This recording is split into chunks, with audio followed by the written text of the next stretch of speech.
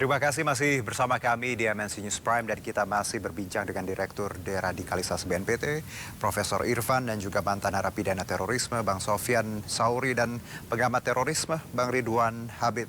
Saya ke Bang Ridwan, Bang, kalau kita tahu bahwa polisi tadi mengumumkan menangkap mengamankan seperti beberapa terduga pelaku dari berbagai daerah Jawa, Sumatera dan Riau, dan ini momennya juga kita terkait Nataru.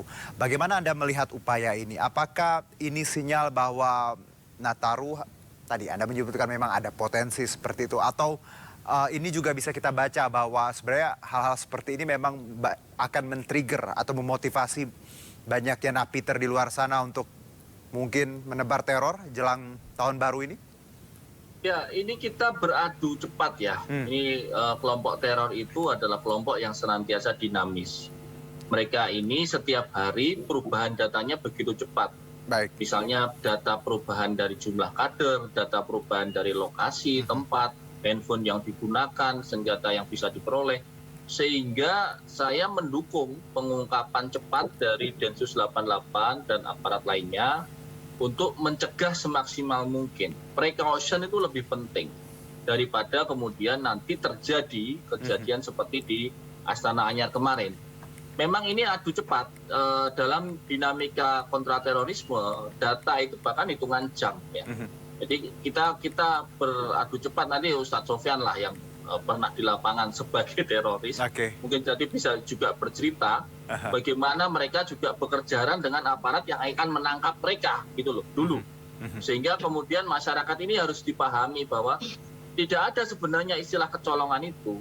Kecolongan itu kan kalau tidak ada kerjaan. Bang Ridwan, kalau kita kaitkan dengan tiap akhir tahun, apakah memang momen akhir tahun, momen Natal itu momen yang kalau kita orang awam mungkin akan melihatnya memang momen yang cukup krusial, yang tidak seperti biasanya sebenarnya?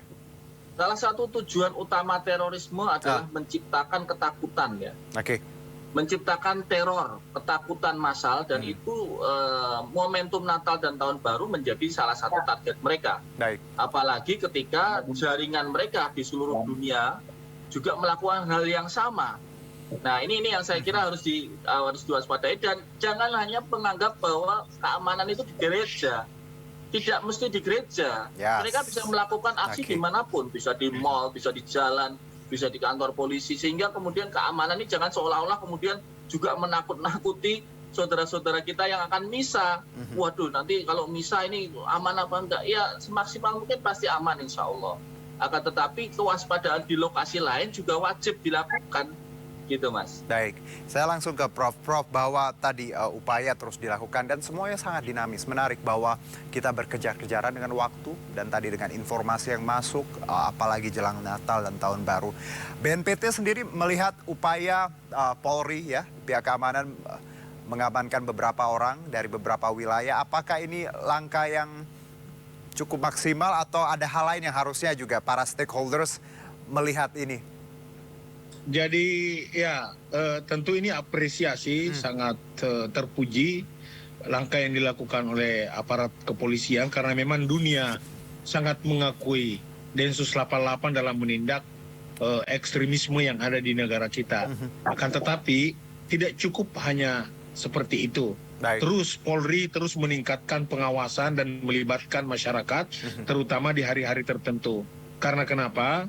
Kejahatan luar biasa ini bukan hanya di hari-hari perayaan keagamaan, akan tetapi di mana ada momen dia melakukan penyerangan, itu dia melakukan aksi. Sesungguhnya kita pahit dengan mereka. Mereka adalah silent majority. Kita ini silent majority, mereka adalah small group big plan.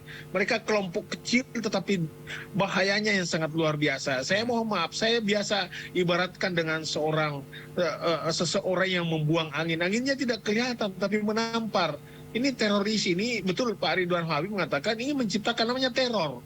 Teror dan isme. Teror ini sudah selesai. Menciptakan ketakutan.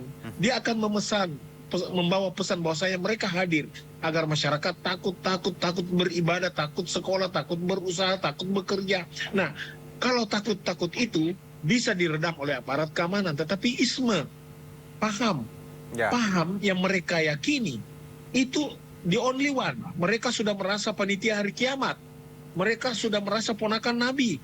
Berarti kalau tidak ikut paham mereka, itu dianggap sesat. Beragama seolah-olah dosa, pahala, dan dosa, salah, benar, dan neraka, dan sorga. Padahal beragama itu bagaimana kita memanusiakan manusia. Bagaimana kita berebut menciptakan keamanan. NKRI, kita bersyukur memiliki Pancasila sebagai ideologi. Satu-satunya ideologi kita dalam berbangsa. Tidak ada lagi upaya untuk mengganti isme-isme dengan menghadirkan isme lainnya. Jadi tentu kita berharap Bapak Kapolri terus meningkatkan pengawasan, dan tidak cukup itu, masyarakat tetangga yang lebih mengetahui. Tetangga yang paling ngerti, 24 jam mereka bersiap melakukan aksi, karena memang dia sudah niatkan, memang dia sudah mau mati. Di penjara saja mereka tidak merasa di penjara, mereka merasa sedang ditawan oleh musuh Tuhan. Jadi semangat itu tetap membara berapa tahun pun, berapa 10 tahun, 20 tahun, apalagi kalau cuma 4 tahun. Mereka hanya menantikan untuk kemudian melakukan aksi. Tetapi pengawasan ini secara komprehensif.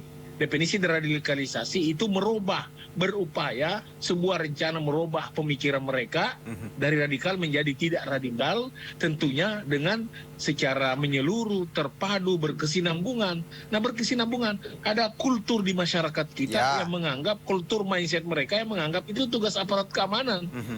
Bukan aparat keamanan, negara saja tidak cukup. Harus ada masyarakat, harus ada LSM, harus ada tokoh masyarakat, ada tokoh adat, dan ada negara tentunya yang harus mengkoordinir, menyampaikan kepada masyarakat agar jangan benih-benih seperti ini dibiarkan beraksi di masyarakat dengan balutan, kemasan, dan simbol-simbol seolah-olah itu adalah paham agama yang benar. Makanya ada moderasi beragama. Moderasi kita harus moderasi pemahaman mereka agar jangan hanya satu menu pemahaman yang mereka yakini. Banyak pandangan. Nah, ini yang harus kita sosialisasikan bersama. Saya kira seperti itu. Jadi tadi pengawasan dan juga penerimaannya yang berkesinambungan agar tadi paham-paham tadi dapat diredam sedikit demi sedikit, dan apa yang kita kerjakan sekarang ada literasi, ini yang harus kita teruskan untuk semuanya, untuk stakeholders, termasuk saya sebagai masyarakat dan teman-teman yang sedang menyaksikan ini. Saya mungkin ke Bang Sofyan. Bang Sofyan, ya tentu sulit ya untuk merubah ideologi seseorang dengan lingkungan yang mungkin sedikit kompleks seperti itu. Ada message apa untuk mungkin saudara-saudara kita di luar sana yang masih punya pemikiran dalam kotak tertentu, dalam sudut pandang tertentu? Apa yang ingin Anda sampaikan dari pengalaman Anda, Bang Sofyan? Iya, alhamdulillah kita sebetulnya bisa menekan daripada indeks potensi radikalisme.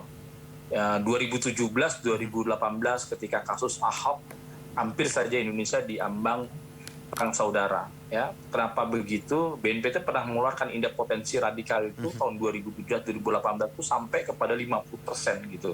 Tapi kita nggak terjadi perang, alhamdulillah pada saat itu. Dan sekarang adanya perubahan undang-undang terkait nomor 5 2018 atas revisi undang-undang nomor 15 tahun 2003, lalu ada undang-undang ITE, dan sekarang ada rancangan KUHP dan sebagainya. Dan ini menurut saya langkah yang bagus, mudah-mudahan bisa menekan indeks potensi radikalisme yang kemarin 2022 sudah sampai kepada 12, sekian persen, artinya ada 30 juta dari 275 masyarakat Indonesia yang memang bisa jadi sudah terpapar dengan paham-paham intoleran dan radikal.